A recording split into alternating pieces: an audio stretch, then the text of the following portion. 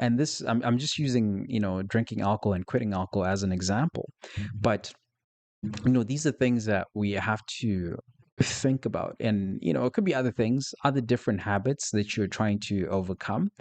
And it's just something that I think is important for us as people, right? This is not just for Christians, but as people, to really think about, okay, if I'm going to stop this habit, or if I'm going to start this habit, right, what are the questions that you have to ask yourself first before you manage to remove that habit or add another habit? They're questions. And for everyone, they're very specific questions that you have to answer for yourself. And those questions are the questions that come from you writing down, understanding, like, okay, what is your life looking like? What are you trying to achieve? What's in the way? And that's a journey. That's a journey that you take. It's a journey that you take as a person, as an individual. And you have to look at things and have a framework to see, okay, am I looking at this from the framework of like the world? Like, is this what the world tells me that I need to do? Or is this something that scripture tells me to do? Am I trying to align myself more with the world? Or am I trying to align myself more with the kingdom of God? So those are the things that we have to understand, like the questions that you have to start forming. And for you to do that, like it's, you can have thoughts, right? Because the trap that people end up falling into is that they'll have these questions, right? You're like, okay, these are good questions. And maybe you have the answer right now. And then you keep it in your mind. You don't write it down. You're gonna have so many things that are gonna come. Maybe you've got your kids, maybe you've got your grandkids, they come with their own things, you've got more responsibilities, you've got work, more things get piled on you. And when more things get piled on you, your brain can only store so much. Your brain can only store so much. So when you keep adding more of these things that you want to do, these questions and these answers, when you keep adding them to your brain, you overload your brain. You overload your brain to the point where your nervous system gets so sensitive because it's like the camel, right? There's that saying, like, it's the straw that broke the camel's back. There's a point where you take on so much and you become sensitive as you add more things, and even your nervous system will feel it to say, whoa, okay, like we're getting tense, we're getting tight. I don't want, right? So you get tense to the point where you can't take on more. Your capacity to do more reduces. But the moment you take the time to deload your brain, your nervous system starts to settle and you can give it a nice reset and your brain can relax because you know where to find it. And then now when you can now write it all down, organize it on paper, and maybe you can now, classify the thoughts that are coming to your mind. And you now understand, okay, these thoughts come because of XYZ. Okay, maybe I need to take action on this thing. Maybe it's a way that my body, my brain is telling me that I need to do this thing and take care of this business because this thing keeps stressing me and I have to do something about it. Right. So when you start understanding this, you've put it down, you categorize it, you can now organize it. And those thoughts, people say that I can't quiet my mind. The people are like, my mind is always racing. I can't quiet it down. I can't even sit still. Take a book, take a blank book, nothing in it. Just write those thoughts down. Just write them down, right? You write them all down. It doesn't matter if they make sense, if they don't make sense, that's the point. But you keep writing them down. You keep writing them down.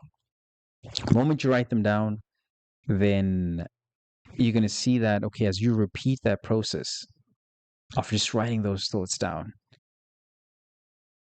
you'll see that slowly over time. You'll be able to like even evaluate the thoughts. You're like, but why do I keep thinking about my toy from like the time that I was 5 years old?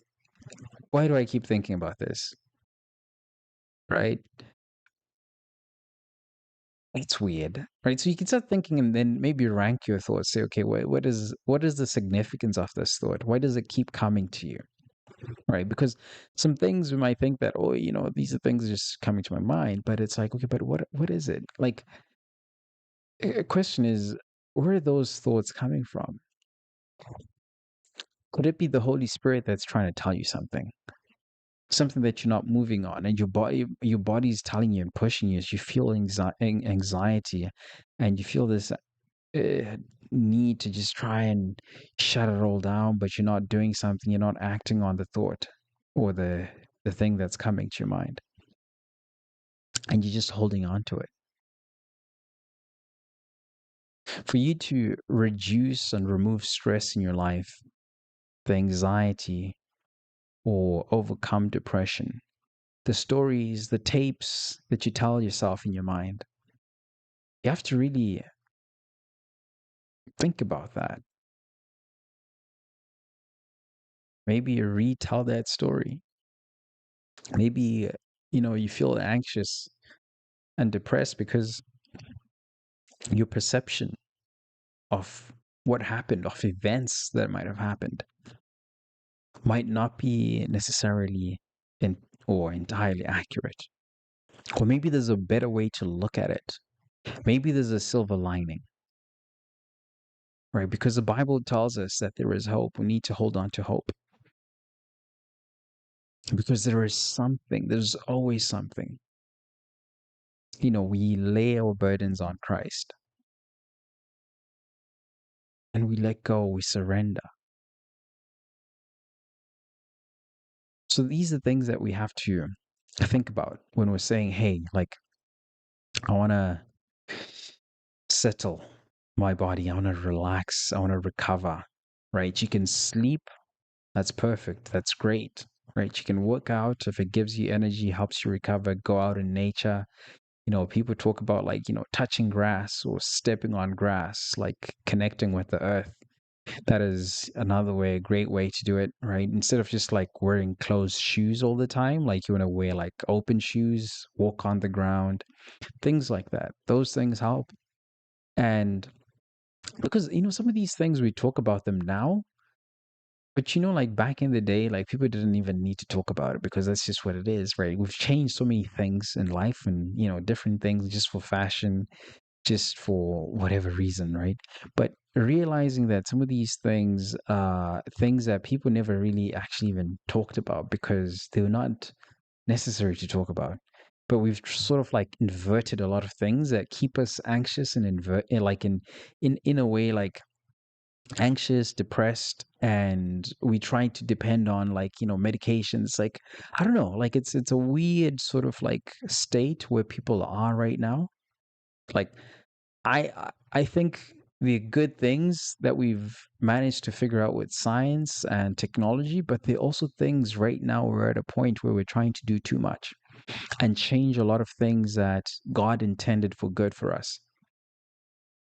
And we're trying to remove anything that is like part of us as humans, like our connection to the world, to the land itself. Right. So screens, computer screens are like overstimulating our brains, right? The phones, social media, it's all stimulating our brain so much. And because it's stimulating our brain so much, we now have to do more work to remove the anxiety, the stimulus that's being put into our brains and our minds. And so if we try to continue to build a life on a device, on a computer, and say like, okay, let me do this, let me do that on a computer, let me check my Facebook, let me check my Instagram, let me check my YouTube, let me check whatever. Like there is a point where you realize that your brain is not functioning the way that it was meant to. And maybe writing on paper is something that you can't do anymore because you're so connected to your phone. You're always typing. Da da da da da da da. There's autocorrect. Maybe your spelling is terrible because you haven't been writing things down. Maybe, I don't know. But it's very hard for you to build a life just on a computer or on a phone. It's very hard. You have to start thinking about journaling. You have to start thinking about, okay, can I write something down?